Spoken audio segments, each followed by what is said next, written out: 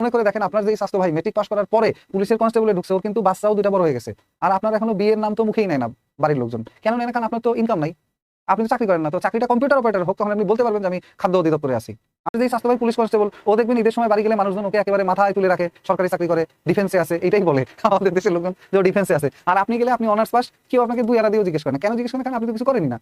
আপনি যত পাশই করেন, অনার্স করেন, মাস্টার্স করেন, যাই করেন আছে, এখন আপনার দরকার একটা সরকারি চাকরি, বেতন কত, গ্রেড কত, এত কিছু আপনার দেখা দরকার। আপনার দরকার চাকরি। একটা চাকরি পাওয়ার পরে একেবারে বুক ফুলায় ঘুরবেন, একটা বিয়ে শাদী করবেন, বউ সাথে নিয়ে, এরপর বই পড়বেন, এরপর পরে পরে আবার পরের গ্রেডের আরেকটা বড় চাকরি নিয়েন। কিন্তু আগে একটা চাকরি তো নিশ্চিত করেন, নিজের মান সম্মান বাঁচান, যে এই বুড়া বয়সে একটা চাকরি এখনো হয় না, তাই না?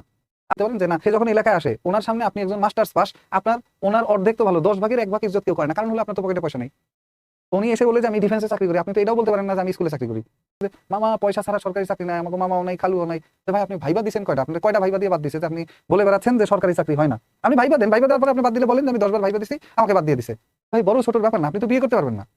14 বছরের বাচ্চা, তার জন্য 14 কি 16 বছরের বাচ্চা, 15 বছরের বাচ্চা, তার জন্য মায়ে হলো মেয়ে দেখা শুরু করছে। আর আপনার বয়স 32 হয়ে যাবে, তখন আপনার বিয়ে করাবে না, কারণ আপনার তো পয়সা নেই, আপনার এখনো বিয়ের বয়স হয় নাই। আর 15 বছরের এই দুধের বাচ্চা, ওর বিয়ের বয়স হয়ে গেছে। এবং এলাকার সব মেয়ের বাপরা, সুন্দরী সুন্দরী মেয়ের বাপরা ওর জন্য লাইন দিয়ে দাঁড়ায় আছে যে ওরে মেয়ে দিবে। ও খালি হবললেই হয়, আর আপনি গেলে দিবেন, আপনার এমএ পাশে কোনো কাজ হবে না, ওই এমএ পাশের কোনো সম্মান নেই। এটা টু বি অনেস্ট একটা রাইট কথা বর্তমান কনটেক্সটে বা প্রেক্ষাপটের সাথে।